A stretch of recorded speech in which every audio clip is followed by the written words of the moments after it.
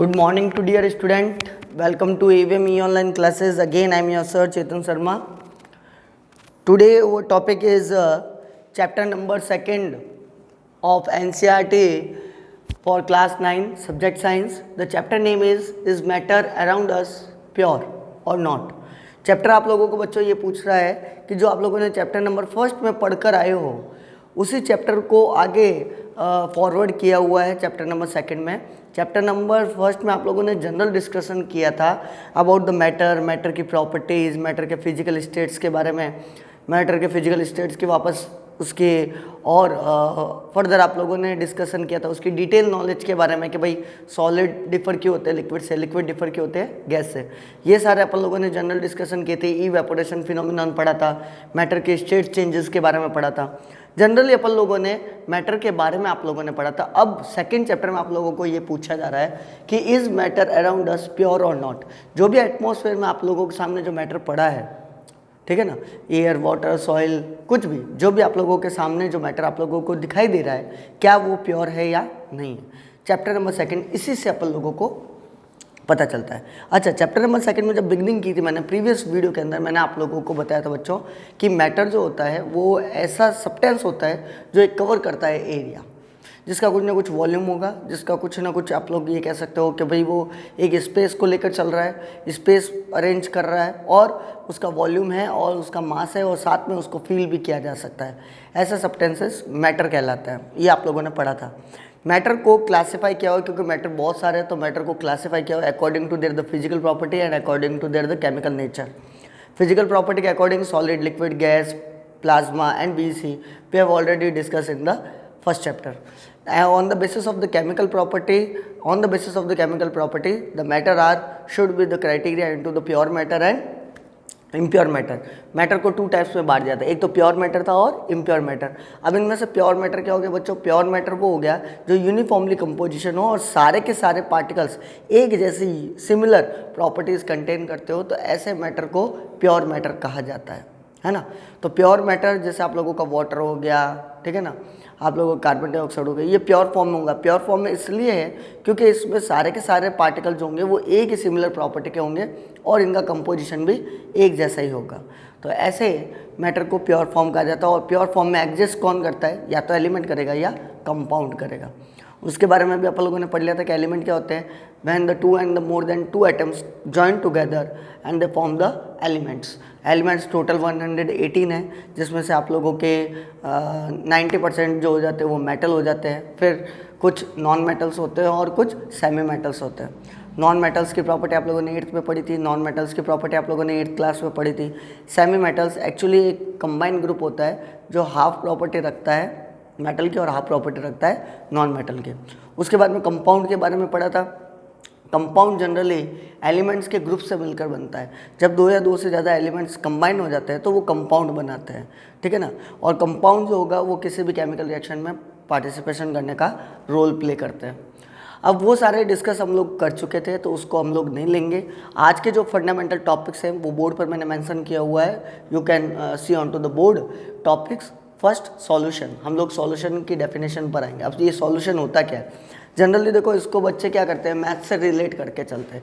Maths में problem होती है, कुछ भी आप लोगों को सम आ जाता है तो हम लोग उसको सॉल्यूशन करने बैठ जाते हैं, है ना। तो प्रॉब्लम का सॉल्यूशन करना वो एक अलग चीज़ है, वो हमारे दैनिक जीवन में या हमारे एवरीडे लाइफ में हमारे काम आने वाली चीज़ है। यहाँ सॉल्यूशन का मतलब क्या हो गया, ध्यान से सुनो। यहाँ सॉल्यूशन का मतलब हो गया विलयन। जब आप 2 चीज़ों को आपस में घोल रहे हो, मिला रहे हो, तो उसको विलयन कहा जाता है, सॉल्यूशन कहा जाता है। A homogeneous mixture of 2 or more than 2 substances. एक होमोजीनियस मिक्सचर बनाना है। होमोजीनियस मिक्सचर का मतलब क्या हो गया?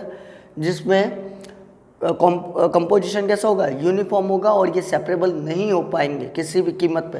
तो ऐसे सॉल्यूशन को क्या कहा जाएगा? ऐसे सब्सटेंसेस को क्या कहा जाएगा? सॉल्यूशन कहा जाएगा। क्यों? क्योंकि आपने 2 या 2 से ज़्यादा मिक्स कर दिए। जैसे फॉर एग्जांपल सोडा वाटर है, शुगर सॉल्यूशन है, सॉल्ट सॉल्यूशन है, लेमोनेड है, नींबू शिकंजी है, etc। सेकंड पर है पार्ट्स ऑफ सॉल्यूशन। अब पार्ट्स ऑफ सॉल्यूशन का मतलब बच्चों क्या हो गया? ध्यान से सुनना। सॉल्यूशन 2 चीज़ों से मिलकर बनता है। मैंने आप लोगों को एक शॉर्ट ट्रिक बताई थी, फॉर्मूला बताया था, solution equals to solute plus solvent. ये एक ट्रिक होती है, एक फॉर्मूला आप लोगों को याद करने का तरीका मैंने बता दिया। सॉल्यूशन मैं वापस से लिख देता हूँ ताकि अच्छा सा दिखे आप लोगों को, नोट आउट जरूर कर लेना। सॉल्यूशन शॉर्ट में लिख रहा हूँ, सॉल्यूशन सॉल्यूट प्लस सॉल्वेंट, यानी कि अगर मैं सॉल्यूट और सॉल्वेंट को ऐड कर दूं, मिक्स कर दूं, तो मेरा रिजल्ट आ जाएगा सॉल्यूशन। तो ये सॉल्यूशन के दो पार्ट्स हो गए, मेजरली पार्ट्स होते हैं सॉल्यूट और सॉल्वेंट। अब इनमें से आप लोगों को मैं बता देता हूँ, सॉल्वेंट का अमाउंट मोर होगा, अमाउंट ज़्यादा होता है, जबकि इनका अमाउंट लेस होता है, क्योंकि इनको घोला जा रहा है। जैसे आप लोगों को मैंने कहा शक्कर का घोल बनाओ, तो वाटर के अंदर आप शक्कर डालोगे तो वाटर का अमाउंट ज़्यादा होगा, तो वाटर प्ले करेगा एज ए सॉल्वेंट, है ना। जनरली मोस्टली देखा जाए तो यूनिवर्सल सॉल्वेंट जो है, यूनिवर्सल सॉल्वेंट वो वाटर ही होता है, क्योंकि ये वाटर की बेसिक प्रॉपर्टी है, ये यूनिवर्सल सॉल्वेंट होता है। क्योंकि mostly gases dissolve in it, mostly solute particles are dissolve in it, so the water is considered as the universal solvent. ये ज़्यादातर यूनिवर्सल सॉल्वेंट कहलाता है। तो अब देखो बच्चों, पार्ट्स ऑफ सॉल्यूशन मैंने यहाँ पर 2 बताए हैं। There are 2 parts of solution, one is solute, second is solvent. अब हिंदी में क्या इसको लिखा जाता है, हिंदी में लिखा जाता है सॉल्यूट को लिखा जाता है विलेय, जिसको घोलना है, इनका अमाउंट कम होगा, मैंने ऊपर बोर्ड पे मेंशन किया हुआ है। सॉल्वेंट इसका मतलब होता है विलायक, यानी जिसमें घोला जा रहा है, जो अलाउ करवा रहा है कि आ जाओ मेरे अंदर घोल दो। तो सॉल्यूट का मतलब क्या हो गया, the part of solution which dissolve into solvent, कुछ ऐसा सॉल्यूशन का पार्ट जिसको डिसॉल्व करना है। जैसे मैंने अभी आप लोगों को बताया शुगर, मुझे शुगर सॉल्यूशन बनाना है, तो शुगर और solution, sorry sugar and water. अब इनमें से शुगर क्या हो जाएगा, शुगर रोल प्ले करेगा सॉल्यूट का, वाटर रोल प्ले करेगा सॉल्वेंट का। ये दोनों जब मिक्स हो जाएंगे तो मेरा बन जाएगा शुगर सॉल्यूशन, और ये हो जाएगा सॉल्यूशन, ठीक है ना। तो इस तरह से आप लोगों को मालूम होना चाहिए। जैसे अभी आप लोगों ने टी बनाया, तो टी बनाने के लिए टी लीव्स और मिल्क ये सब लेस अमाउंट में चाहिए, शुगर वगैरह, टी मसाला वगैरह ये सब लेस अमाउंट में चाहिए, तो ये सब सॉल्यूट होंगे। जबकि वाटर के अंदर आप लोग ये सारी चीज़ डाल रहे हो, तो वाटर उसमें क्या प्ले करेगा, सॉल्वेंट का रोल प्ले करेगा। तो obviously solute is the lesser in amount, whereas solvent is the bigger in amount, higher in amount. Okay बच्चों, यहाँ तक एक बार जल्दी से इसका या तो स्क्रीनशॉट ले लो या इसको जल्दी से वीडियो को पॉज करके नोट आउट करो। मैं आगे पार्ट्स ऑफ सॉल्यूशन के बारे में प्रॉपर्टीज ऑफ सॉल्यूशन करवा रहा हूँ, एक बार जल्दी से नोट आउट कीजिए।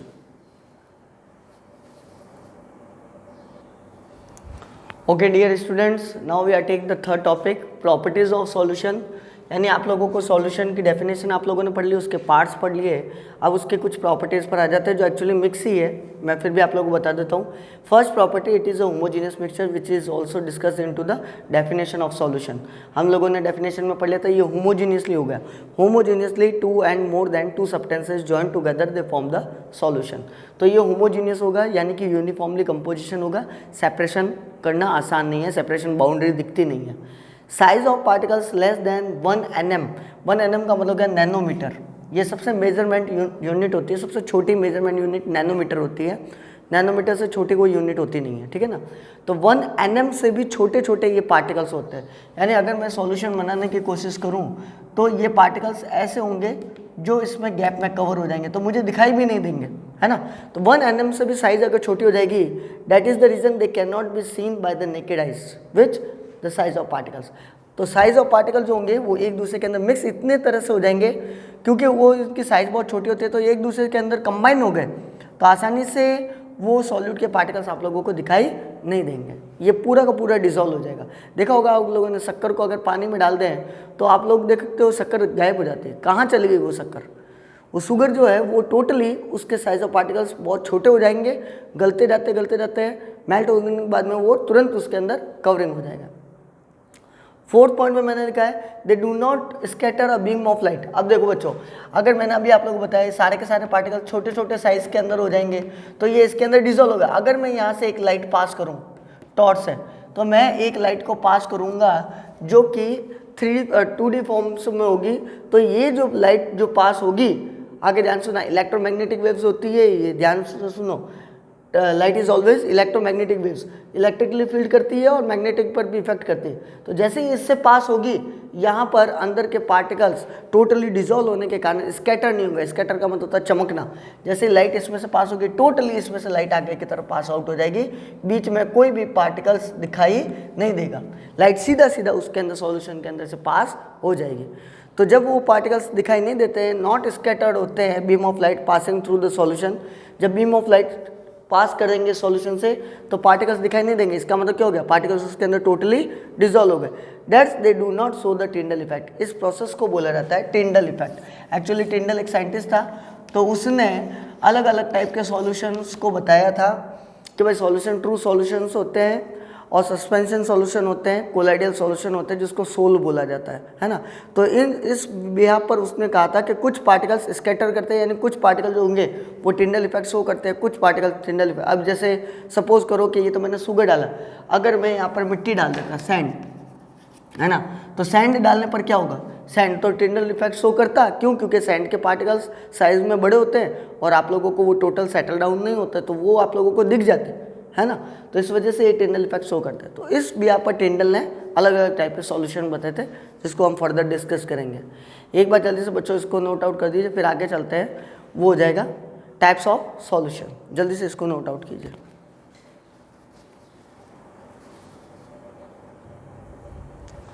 Okay dear students, now we are taking a final topic. 3 topics I raised it because it is not completed in this video, so we will take in the next video.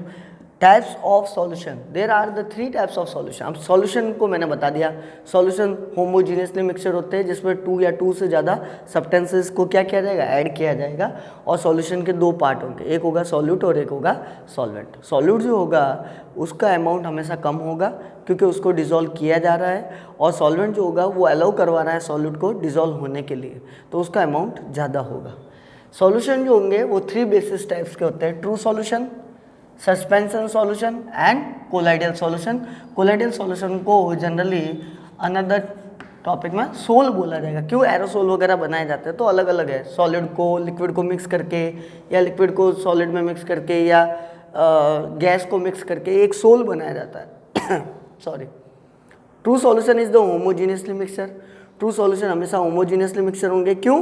क्योंकि इसमें solute और solvent totally completely एक दूसरे के अंदर क्या हो जाएंगे, डिजोल्व हो जाएंगे। जैसे ये डिजोल्व होंगे तो ध्यान से सुनना, अगर जैसे ये डिजोल्व हो गए, सॉल्यूट आ रहा है, सॉल्यूट कोई भी हो सकता है, शुगर हो सकता है, सॉल्ट हो सकता है, कोई भी हो सकता है।